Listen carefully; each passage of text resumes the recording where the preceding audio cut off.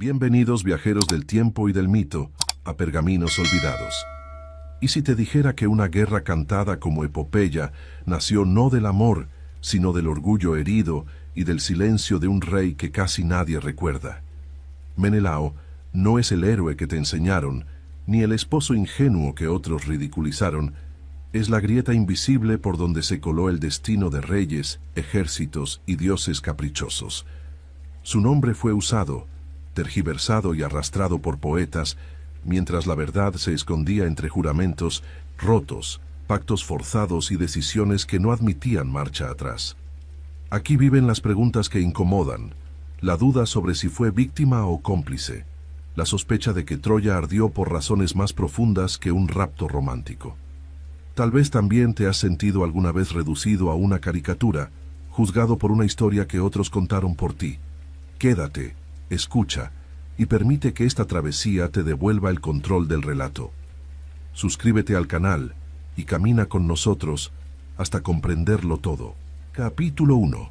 El origen de un rey. El linaje que dio forma a este destino nace en una casa marcada por la ambición, la violencia y la supervivencia. La familia de los Atridas no heredó tranquilidad ni prestigio sereno, sino una historia pesada, transmitida como una carga silenciosa de generación en generación. Desde muy temprano, la sangre y el poder estuvieron unidos por pactos frágiles y traiciones que no se olvidaban. Crecer bajo esa sombra significaba aprender a desconfiar antes incluso de comprender el mundo. Nada en ese origen prometía una vida simple o una identidad clara. La figura del padre representaba autoridad y temor, pero también inestabilidad. Las disputas por el poder en Micenas dejaron marcas profundas en todos los descendientes, incluso en aquellos que aún no entendían el alcance de esas luchas. La infancia transcurrió entre rumores, advertencias y decisiones tomadas por otros. No había espacio para la ingenuidad, cuando cada gesto podía interpretarse como una amenaza futura. Así se aprende pronto a observar, callar y resistir. El exilio llegó temprano como una lección brutal. La caída del padre obligó a buscar refugio lejos del hogar, transformando la niñez en una etapa de constante desplazamiento. Ser extranjero en tierras ajenas enseña a medir las palabras y a valorar la hospitalidad como un bien escaso. Cada ciudad ofrecía protección temporal, pero también recordaba que nada era permanente. En ese tránsito forzado se forjó una identidad flexible, acostumbrada a adaptarse sin perder el objetivo final. Esparta apareció entonces como un punto de inflexión.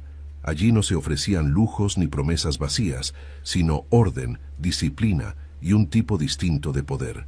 El joven comprendió que la fuerza no siempre se impone con ruido, sino con control y constancia.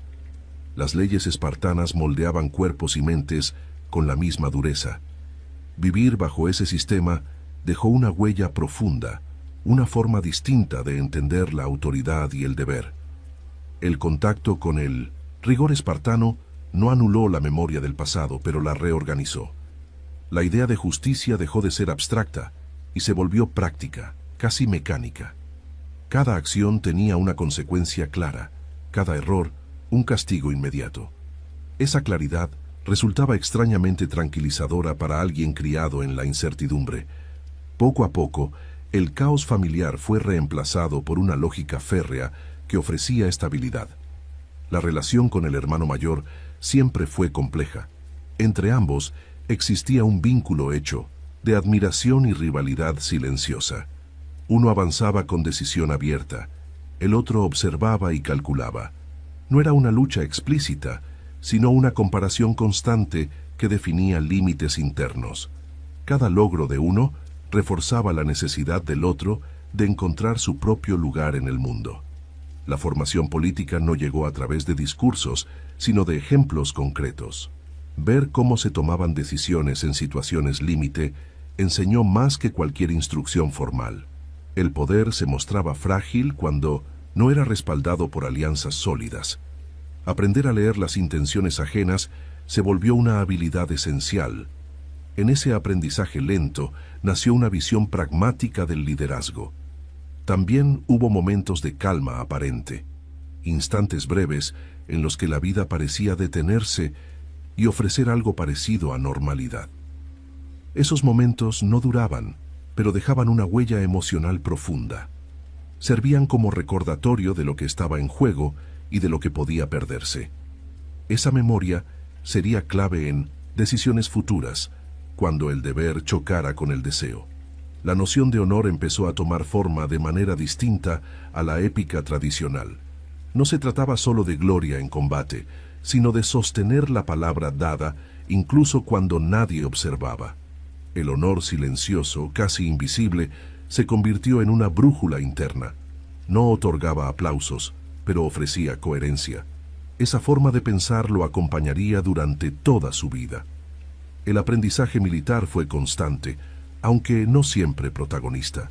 La guerra se entendía como una posibilidad permanente, no como un fin deseado.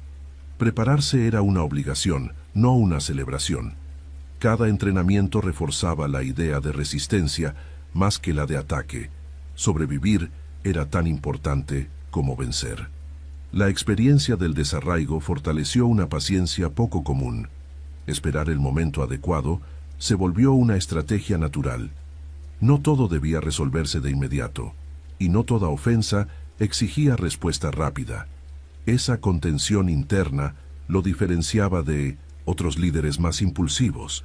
A veces el silencio era la mejor defensa. La identidad comenzó a consolidarse lejos de los títulos. Antes de ser rey, aprendió a ser observador, huésped y aliado. Esos roles menores ofrecieron una comprensión amplia del comportamiento humano. Ver cómo actuaban otros en el poder revelaba errores que no debían repetirse.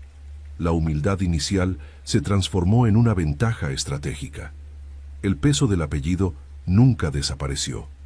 Cada decisión estaba teñida por la historia familiar, como si el pasado reclamara ser resuelto. No era posible escapar del todo de ese legado. La única opción era enfrentarlo con inteligencia y cautela. El destino no se negaba, se administraba.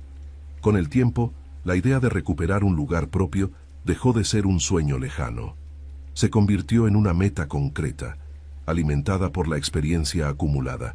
No se trataba de venganza, sino de restauración. Recuperar equilibrio donde antes hubo ruptura. Esa aspiración silenciosa dio dirección a cada paso. El carácter ya estaba formado cuando llegó la oportunidad de ascender. No fue un ascenso impulsivo, sino el resultado de años de observación y resistencia. La autoridad que estaba por llegar no sería improvisada. Estaba respaldada por cicatrices invisibles y lecciones duras. Nada de eso se enseñaba en los relatos heroicos.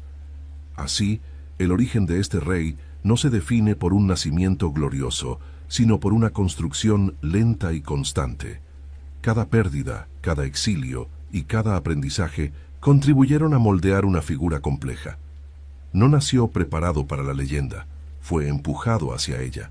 Y ese empuje inicial explica mucho de lo que vendría después. Capítulo 2. Esparta y el poder del trono. La llegada al trono de Esparta no fue un acto repentino ni una conquista violenta, sino el resultado de equilibrios políticos cuidadosamente sostenidos. El poder en esa ciudad no se entendía como dominio absoluto, sino como una responsabilidad compartida entre leyes antiguas, costumbres rígidas y vigilancia constante. Gobernar allí exigía autocontrol, paciencia y una aceptación plena de que el rey no estaba por encima del sistema. Ese contexto marcó profundamente la forma en que se ejerció la autoridad desde el primer día. Esparta no premiaba la ostentación ni la ambición desmedida. El lujo era visto como debilidad y la exhibición personal como una amenaza al orden colectivo. Asumir el trono implicaba someterse a las mismas normas que el resto, sin privilegios visibles. Esta igualdad forzada no eliminaba el poder, pero lo encauzaba hacia la estabilidad. La autoridad se medía por la capacidad de sostener el orden, no por el brillo personal. El matrimonio con Helena consolidó la posición política dentro de la ciudad.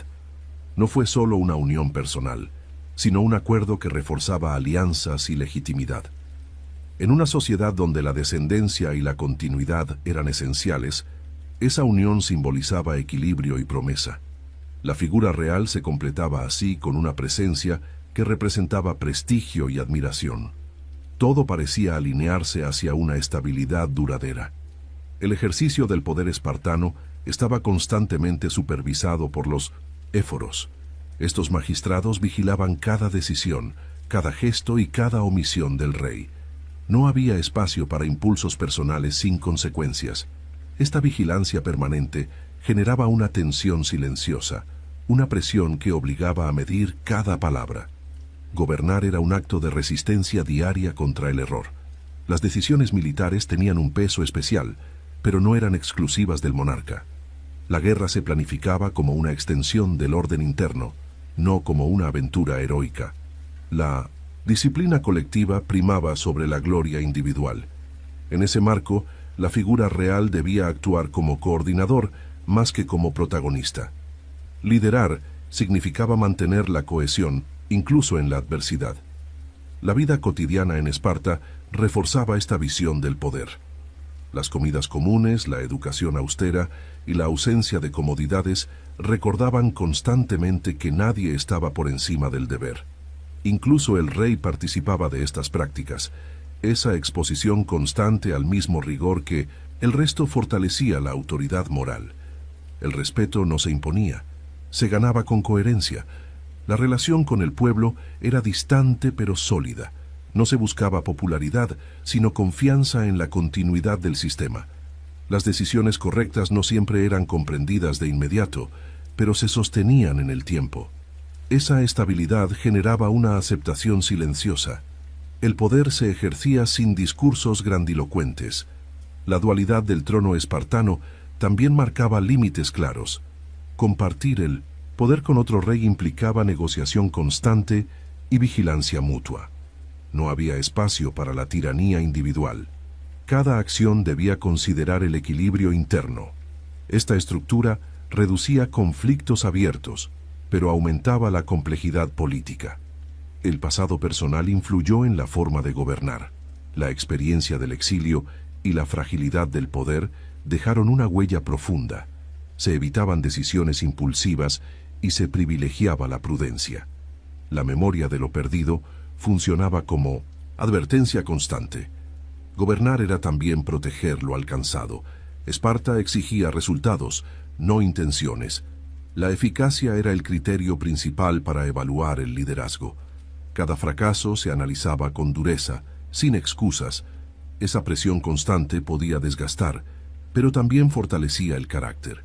El trono no ofrecía descanso, solo responsabilidad. Las alianzas externas se manejaban con cautela. Esparta no confiaba fácilmente en otras polis. Cada pacto se evaluaba en función de la seguridad interna. El rey debía actuar como mediador entre la desconfianza tradicional y las necesidades estratégicas. Ese equilibrio era delicado y permanente. La figura real aprendió a moverse en el silencio. No todo debía ser dicho, ni toda amenaza enfrentada de inmediato. La espera podía ser una herramienta poderosa. Esta forma de actuar contrastaba con otros líderes griegos más impulsivos. La calma se convirtió en una marca distintiva. El peso simbólico del trono también era una carga emocional. Representar a Esparta implicaba encarnar sus valores sin fisuras. Cualquier desviación se interpretaba como debilidad. Esa exigencia constante aislaba al gobernante. El poder traía soledad, no cercanía. La estabilidad alcanzada no eliminó las tensiones internas. Siempre existía el riesgo de ruptura, de cuestionamiento o de crisis. Mantener el equilibrio requería atención constante. Gobernar era un proceso continuo, no un estado alcanzado. Cada día implicaba reafirmar la legitimidad. El trono espartano no prometía gloria eterna. Ofrecía orden, disciplina y continuidad.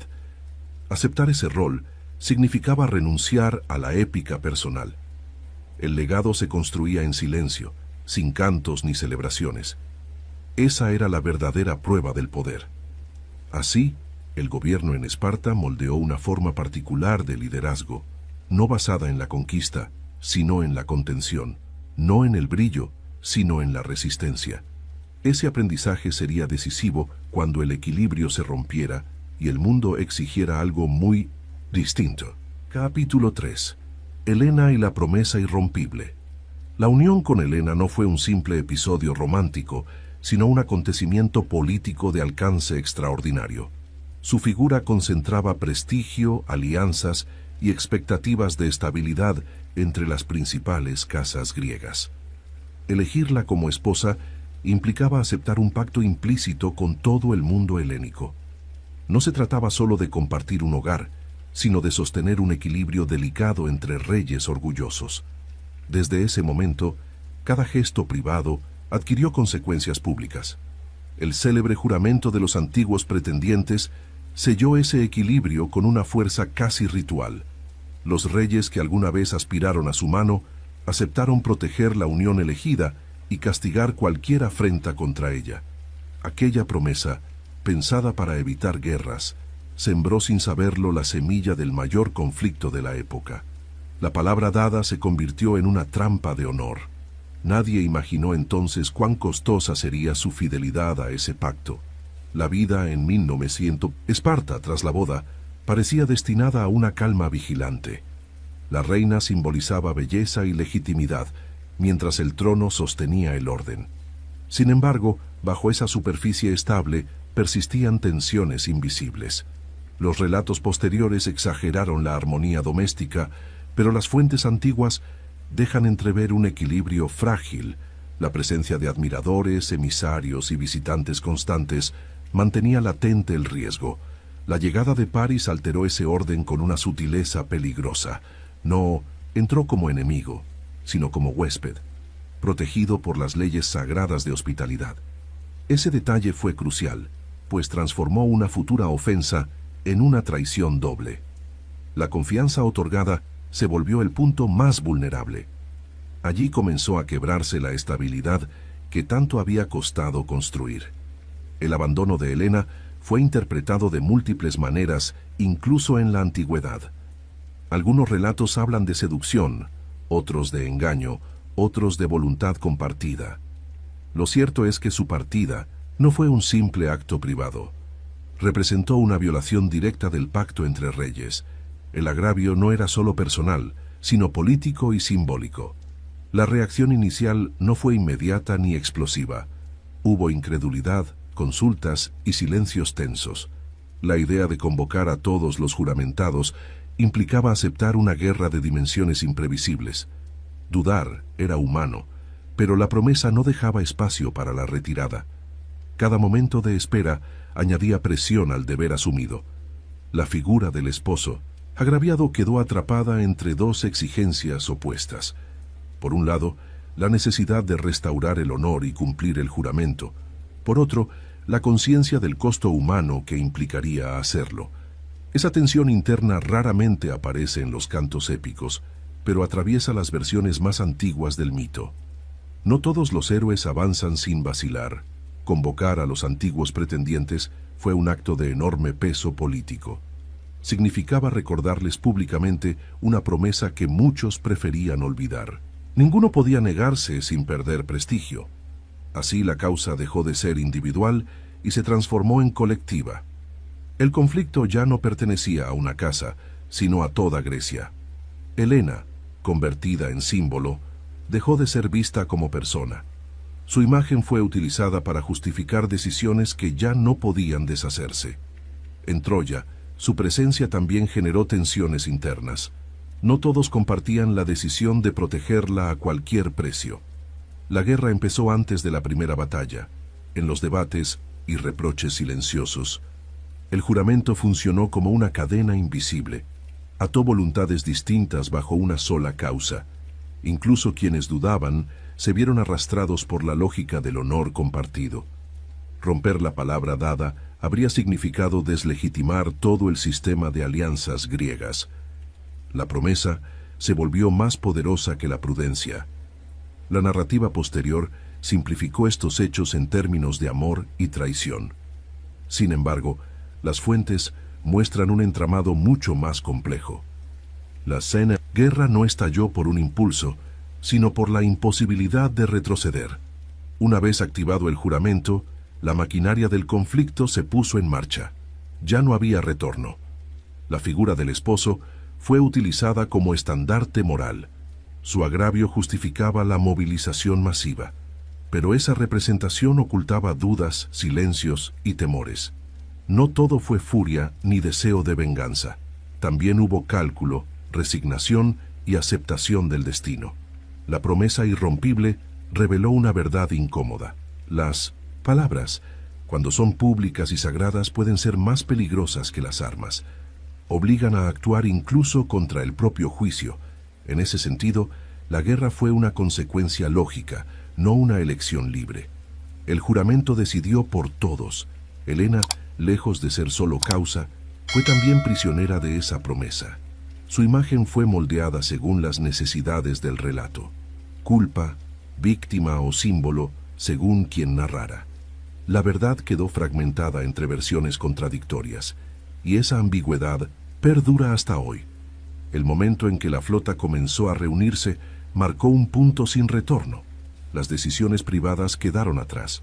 El honor colectivo exigía acción. Lo que había comenzado como una unión destinada a garantizar la paz, terminó encendiendo la mayor guerra del mito griego.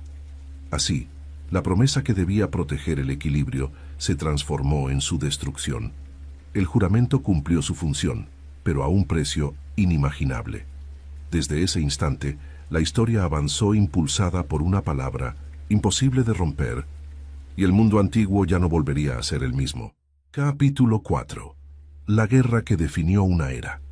La llegada a las costas de Troya marcó el inicio de un conflicto prolongado que superó cualquier expectativa inicial. No se trató de un enfrentamiento rápido ni de una victoria inmediata, sino de una guerra de desgaste, paciencia y orgullo acumulado. La coalición griega se encontró frente a una ciudad bien defendida, con murallas sólidas y aliados dispuestos a resistir. Desde el primer momento, quedó claro que la solución no sería sencilla. La guerra comenzó como una afirmación de honor y pronto se transformó en una prueba de resistencia colectiva. El papel del rey espartano en el conflicto no fue el de un héroe impetuoso, sino el de un símbolo político que sostenía la causa.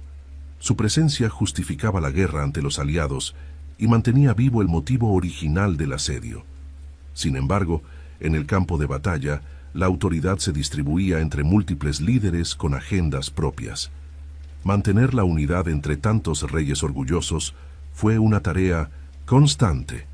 La guerra se libraba tanto en las asambleas como frente a las murallas. Los primeros años estuvieron marcados por escaramuzas, incursiones y enfrentamientos limitados. Ningún bando lograba imponerse de manera definitiva. Esta falta de avance generó frustración y tensiones internas. Los guerreros comenzaban a preguntarse si el sacrificio valía la pena.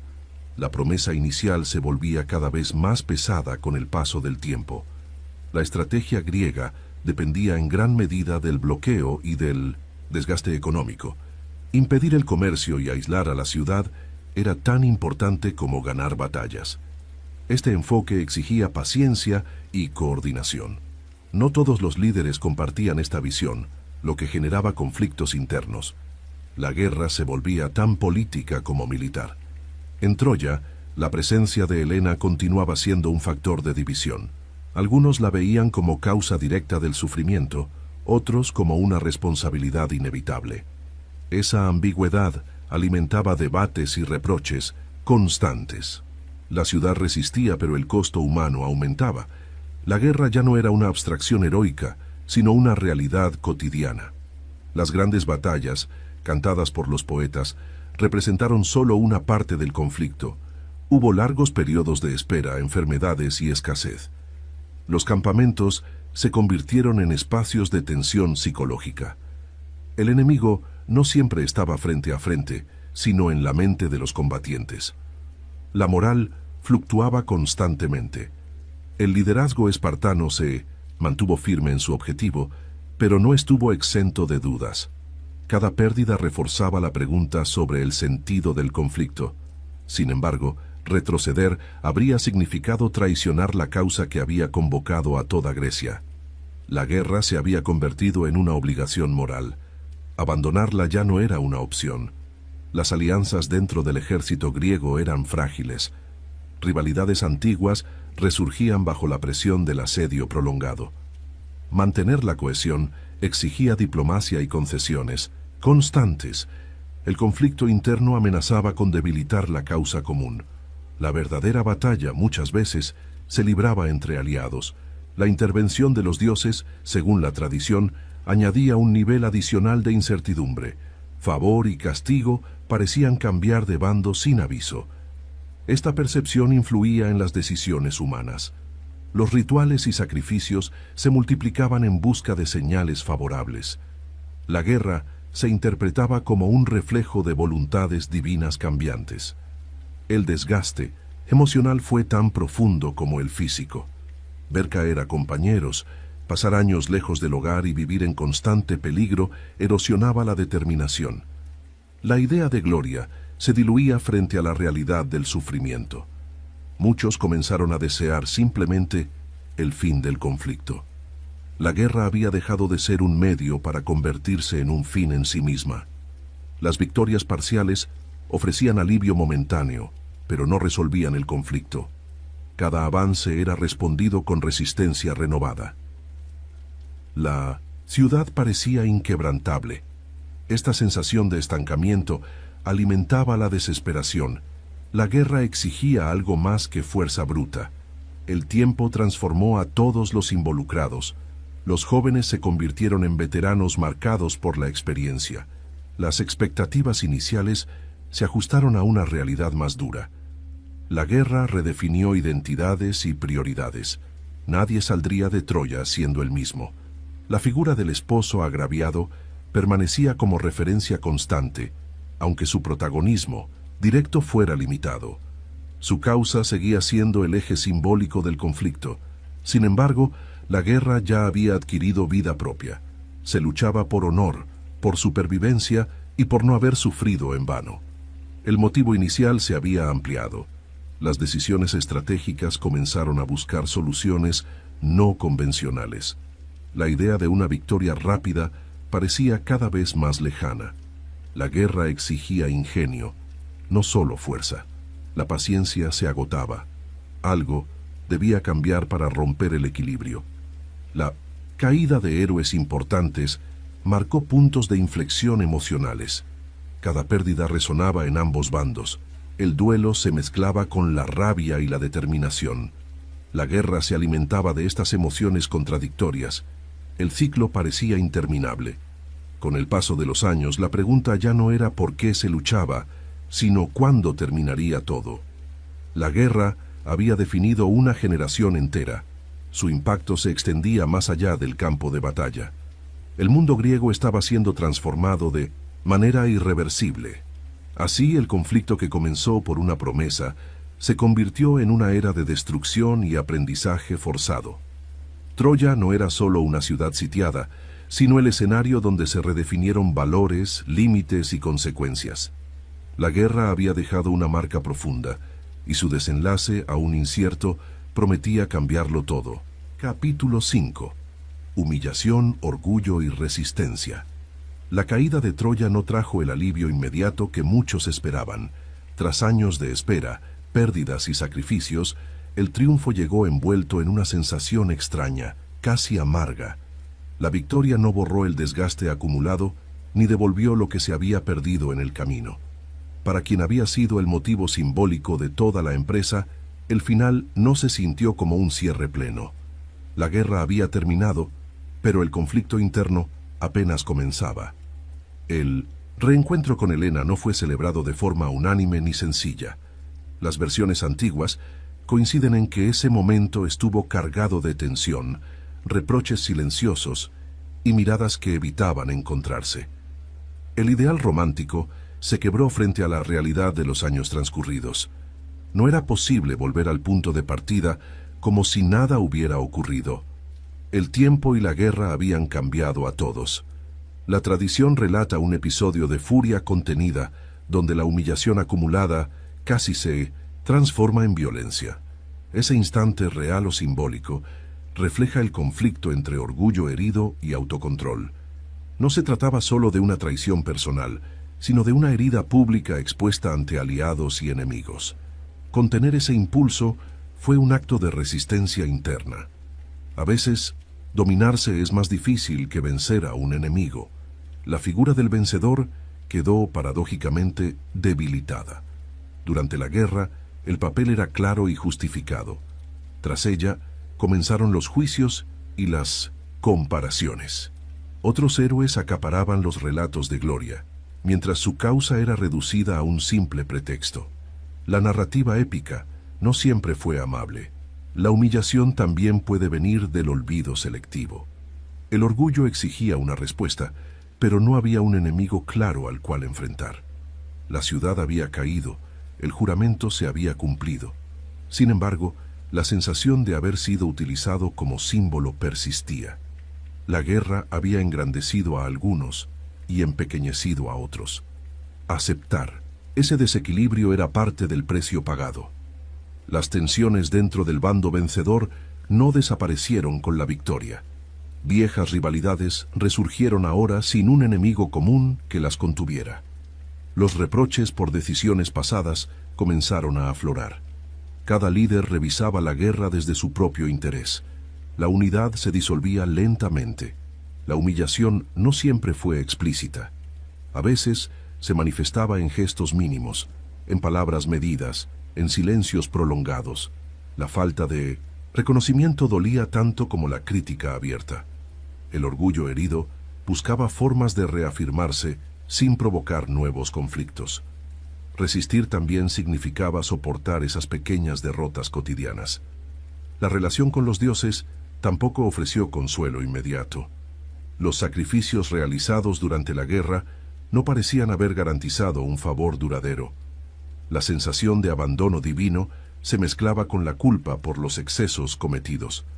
La victoria había sido costosa también en términos morales. No todo triunfo es limpio. El botín de guerra, lejos de traer satisfacción, se convirtió en una fuente adicional de discordia. La distribución de riquezas y cautivos generó disputas entre aliados. Cada desacuerdo recordaba que la guerra había sido una empresa colectiva solo mientras duró el peligro. Ahora, los intereses individuales reclamaban prioridad. La gloria compartida se fragmentaba. La resistencia tomó entonces una forma distinta. Ya no se trataba de soportar el asedio de una ciudad, sino el peso de las consecuencias. Mantener la dignidad en medio del juicio ajeno exigía una fortaleza silenciosa. No había cantos ni aplausos para esa lucha. Era una batalla interior, invisible para los demás. El orgullo herido también impulsó una necesidad de reafirmación. Demostrar que la causa no había sido en vano se volvió esencial. Esa necesidad no buscaba aplausos externos, sino coherencia interna. Justificar el pasado era una forma de seguir adelante. Sin esa justificación, todo habría carecido de sentido. La experiencia de la humillación enseñó límites que la guerra no había mostrado. El poder es efímero y la fama volátil. Hoy se es motivo de guerra, mañana apenas una nota al margen. Aceptar esa realidad era doloroso, pero necesario. La resistencia auténtica comenzaba allí. Los relatos posteriores tendieron a simplificar este periodo, reduciéndolo a escenas aisladas. Sin embargo, las fuentes más antiguas sugieren un proceso largo y complejo. La transición del campo de batalla a la vida posterior fue gradual. No hubo un corte claro entre guerra y paz. El conflicto se filtró en la vida cotidiana. La relación con los antiguos aliados se volvió distante. El respeto permanecía, pero la cercanía se había perdido. Cada uno cargaba con su propia versión de la guerra. Compartir esas versiones resultaba incómodo. El silencio empezó a ocupar el lugar de las palabras. La humillación también redefinió la identidad. Ya no bastaba con ser rey o vencedor. Había que reconstruirse como individuo tras el trauma colectivo. Esa reconstrucción no fue inmediata ni sencilla. Requirió paciencia y aceptación. Resistir significó no dejarse consumir por el resentimiento. Elegir seguir adelante sin negar lo vivido. Transformar la herida en aprendizaje. Esa fue una de las pruebas más duras. No todos los héroes sobreviven a la victoria. Así, este periodo se convirtió en una etapa de introspección forzada. Entre orgullo, humillación y resistencia se gestaba un cambio profundo. La guerra había terminado, pero sus ecos seguían resonando, y solo quien logra soportarlos puede aspirar a la paz verdadera. Capítulo 6. El regreso lento y doloroso. El viaje de regreso no comenzó con celebraciones ni cantos de victoria. Tras la caída de la ciudad, los vencedores se dispersaron con prisa, temiendo la cólera divina y las consecuencias de los excesos cometidos. El mar, que había sido ruta de llegada, se transformó en un territorio incierto y hostil. Las decisiones tomadas en Troya pesaban ahora como presagios. Volver a casa no significaba escapar del conflicto, sino enfrentarlo bajo otra forma. Las tradiciones antiguas relatan que los dioses no quedaron indiferentes ante la violencia final. Los templos profanados y los juramentos rotos exigían reparación. Las flotas se separaron y cada grupo enfrentó su propio destino. El viaje se fragmentó en rutas imprevisibles. El regreso dejó de ser una marcha conjunta y se convirtió en una prueba individual. Las tormentas aparecieron sin aviso, rompiendo la ilusión de control humano. Los vientos cambiantes obligaron a desviarse, a buscar refugio en costas desconocidas. Cada día en el mar era una negociación con fuerzas invisibles. La paciencia, aprendida en años de guerra, volvió a ser esencial. La victoria no garantizaba protección. Las escalas forzadas expusieron a los viajeros a nuevas tensiones. En tierras ajenas, la hospitalidad era incierta y a menudo peligrosa. Los recuerdos del pasado, cargados de violencia, precedían a los recién llegados. No todos eran recibidos como vencedores, algunos como amenazas. El regreso se convertía en una sucesión de riesgos. La presencia de Helena durante el viaje añadía complejidad. Su figura seguía siendo motivo de admiración y resentimiento. En cada puerto, su historia despertaba reacciones contradictorias. El pasado no podía ocultarse, viajaba con ellos. La reconciliación plena parecía siempre aplazada. Las decisiones tomadas en el mar exigían liderazgo constante. Elegir cuándo avanzar, cuándo esperar y cuándo retroceder era vital. Cada error podía costar vidas. La guerra había terminado, pero la responsabilidad persistía. Gobernar no se suspendía fuera del trono. Las pérdidas continuaron incluso lejos del campo de batalla. Naufragios, enfermedades y enfrentamientos menores cobraron su precio. Estas muertes silenciosas carecían de épica, pero pesaban profundamente. La sensación de injusticia se acumulaba. ¿No había sido suficiente el sacrificio ya realizado? El viaje se alargó más de lo esperado, erosionando la moral. La nostalgia del hogar se mezclaba con el temor de no llegar nunca. Cada amanecer traía esperanza y cada atardecer incertidumbre. El mar parecía no tener fin. La paciencia se transformó en resistencia pura. Las decisiones piadosas comenzaron a multiplicarse. Sacrificios, promesas y rituales buscaban aplacar la ira divina. La fe se volvió un recurso tanto emocional como estratégico.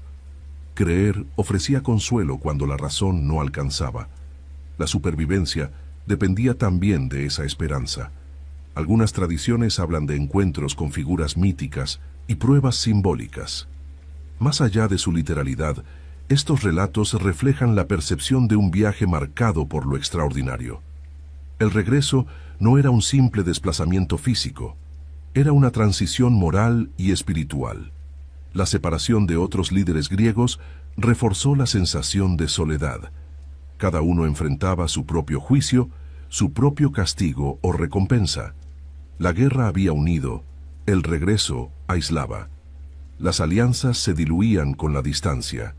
La experiencia se volvía profundamente personal. El paso del tiempo alteró la percepción del pasado.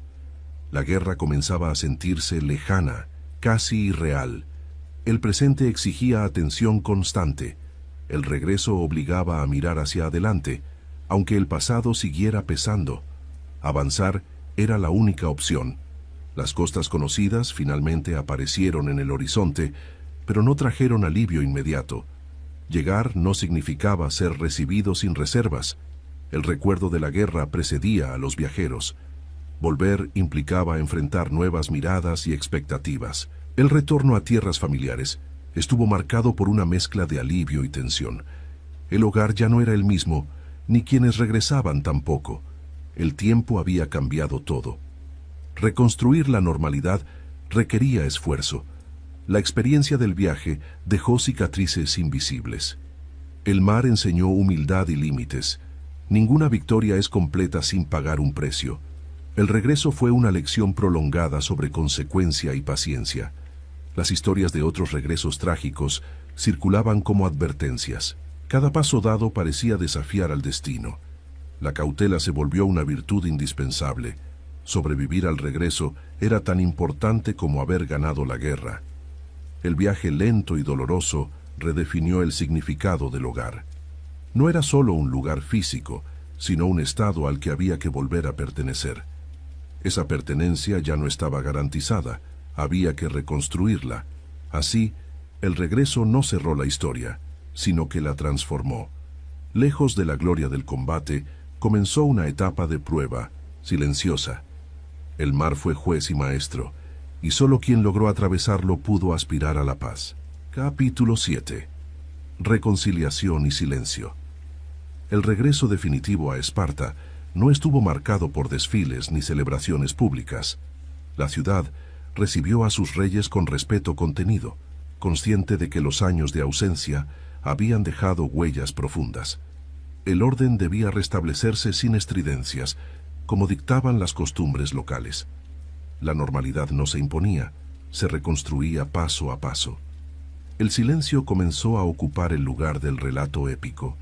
La convivencia cotidiana exigió ajustes difíciles.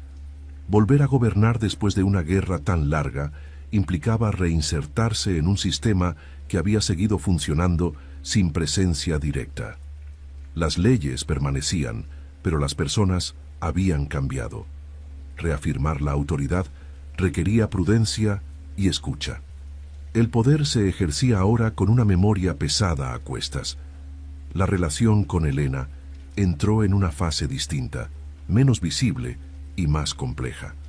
Las fuentes antiguas no coinciden en los detalles, pero sugieren una reconciliación gradual, lejos del dramatismo. No hubo un acto único que cerrara el pasado, sino una sucesión de gestos pequeños. El tiempo hizo lo que la guerra no pudo. La estabilidad volvió sin borrar lo ocurrido. La figura de la reina, de regreso en Esparta, generó reacciones variadas.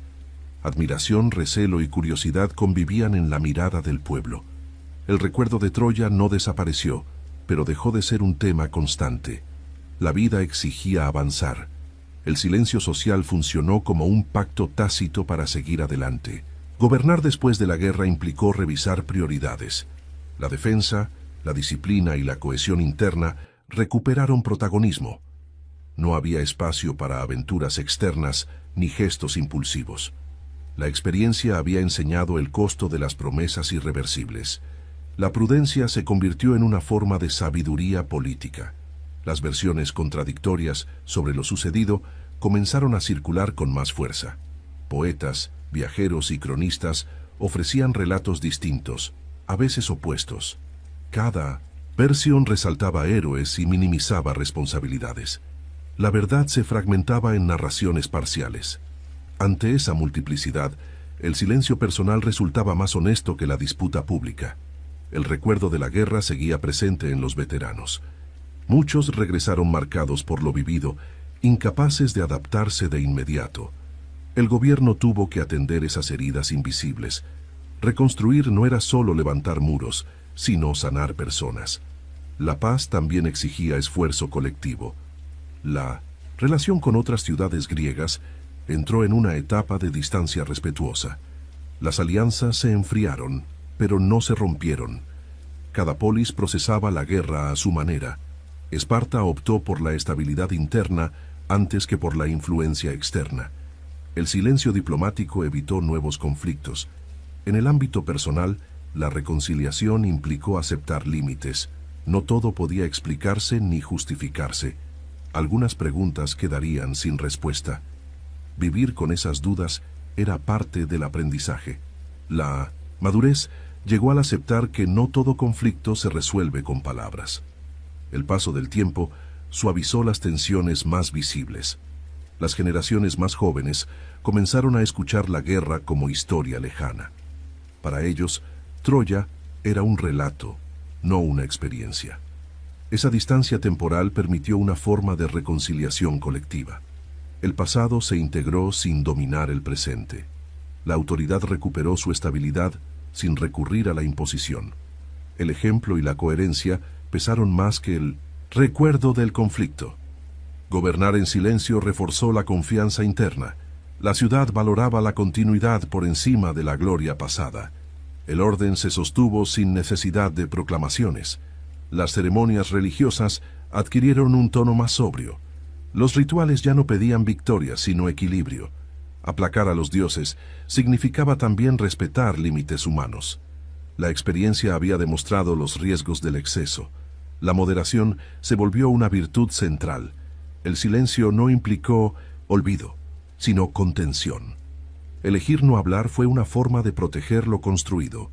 Revivir constantemente la guerra habría reabierto heridas innecesarias. La memoria se conservó sin ser exhibida. Así se preservó la estabilidad. Las versiones poéticas continuaron su camino independiente. Los cantos viajaron más lejos que los protagonistas. En ellos, la reconciliación rara vez ocupó un lugar central. La épica prefería el conflicto al silencio. La realidad, en cambio, se sostuvo en la discreción. Aceptar esa distancia entre relato y vida fue parte del proceso. No controlar la propia imagen en la historia exigía humildad. La verdadera reconciliación no dependía del reconocimiento externo. Se construía en el ámbito íntimo y político. Con los años, la paz se volvió costumbre. La guerra dejó de definir cada decisión. La ciudad siguió adelante con su ritmo austero. El pasado permanecía, pero ya no gobernaba el presente. Así, la etapa final estuvo marcada por una reconciliación sin discursos y un silencio lleno de significado. No fue un final espectacular, pero sí duradero. En ese silencio se sostuvo la continuidad.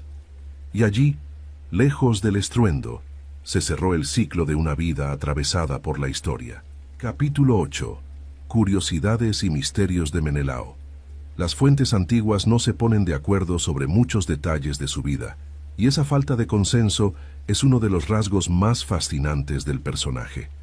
Algunos textos lo presentan como un rey secundario, casi eclipsado por figuras más carismáticas. Otros, en cambio, lo sitúan en el centro moral del conflicto. Esta ambigüedad no es casual. Refleja cómo la tradición oral transformó los hechos con el paso del tiempo. La historia se volvió un espejo de quien la contaba. Una de las mayores dudas gira en torno a la figura de Helena durante los años de guerra. Existen versiones que afirman que nunca estuvo realmente en Troya, sino en Egipto, protegida por un rey extranjero. Según esta tradición, lo que se disputó fue una imagen, no una persona. Esta idea, recogida por algunos autores antiguos, cambia por completo la interpretación del conflicto. La guerra habría sido aún más absurda de lo que parece. También resulta llamativo el papel que ocupa en los grandes poemas épicos. Aunque es el origen simbólico de la guerra, su presencia directa en las escenas más célebres es limitada. Esto ha llevado a muchos a preguntarse si fue deliberadamente desplazado por la narrativa heroica. La épica privilegia la acción inmediata sobre la causa profunda. Así, quien motiva el conflicto no siempre es quien lo protagoniza. Otra curiosidad es la relación con su hermano, marcada por cooperación y tensión constante. Ambos compartieron un destino familiar complejo, pero sus trayectorias fueron narradas de forma muy distinta. Mientras uno encarna la ambición expansiva, el otro representa la causa defensiva. Esta dualidad ha sido interpretada como una metáfora de dos formas de poder. Ninguna es completa sin la otra.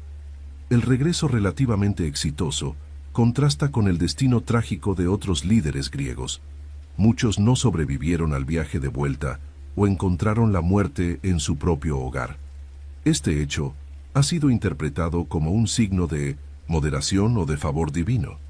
No todos los vencedores recibieron el mismo trato. La supervivencia también forma parte del legado. En Esparta, su figura no fue objeto de un culto heroico destacado. A diferencia de otros personajes míticos, no se le atribuyeron grandes santuarios ni celebraciones periódicas.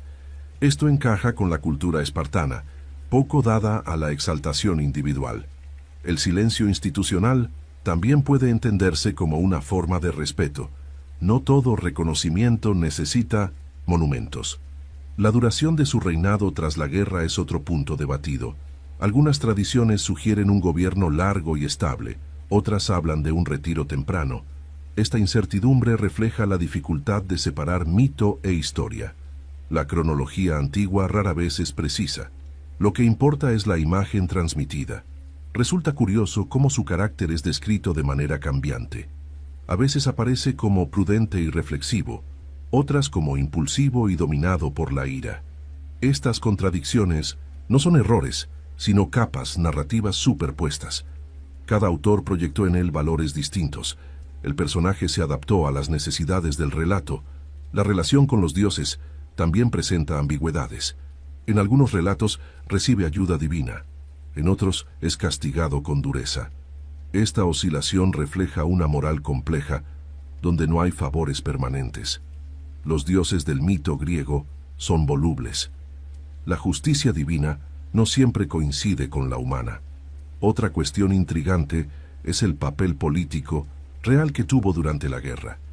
Aunque su causa justificó la expedición, el mando efectivo estuvo repartido. Esto plantea preguntas sobre liderazgo simbólico frente al liderazgo operativo. La guerra necesitó un motivo claro más que un comandante único. Su función fue esencial, aunque discreta. En algunas tradiciones posteriores, su figura es utilizada como advertencia moral. El orgullo herido y la palabra empeñada aparecen como motores de destrucción. Estos relatos buscan enseñar más que narrar hechos. La historia se convierte en lección. El mito educa tanto como entretiene. La imagen transmitida en el arte antiguo también es reveladora. No suele aparecer en escenas de combate extremo, sino en momentos de deliberación o encuentro. Esto refuerza su papel como figura política más que guerrera. La iconografía complementa la narrativa escrita. Ambos coinciden en la discreción. La pregunta sobre si fue víctima o responsable sigue abierta. ¿Fue arrastrado por los acontecimientos o los impulsó conscientemente? Las fuentes permiten ambas lecturas. Esta ambigüedad es parte de su permanencia en la memoria. Los personajes demasiado claros se olvidan antes.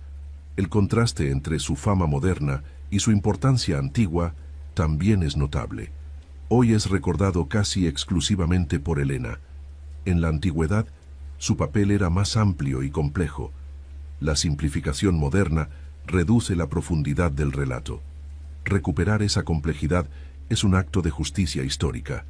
Incluso el final de su vida está envuelto en incertidumbre. No hay un relato definitivo sobre su muerte ni sobre su legado directo. Esta ausencia refuerza la idea de un personaje que se disuelve en la historia. No todos los protagonistas tienen un cierre épico. Algunos simplemente desaparecen. Estas curiosidades y misterios no debilitan su figura, la fortalecen. La falta de certezas mantiene viva la pregunta. Cada generación vuelve a interpretarlo desde nuevas perspectivas. El mito sigue respirando gracias a esas grietas. Así Menelao permanece como una figura incómoda y esencial. No es el héroe clásico ni el villano simple, es el punto de partida, el eje silencioso, la causa que rara vez ocupa el centro del relato. Y quizás por eso sigue siendo imposible de olvidar, imposible de olvidar, imposible de olvidar, imposible de olvidar, imposible.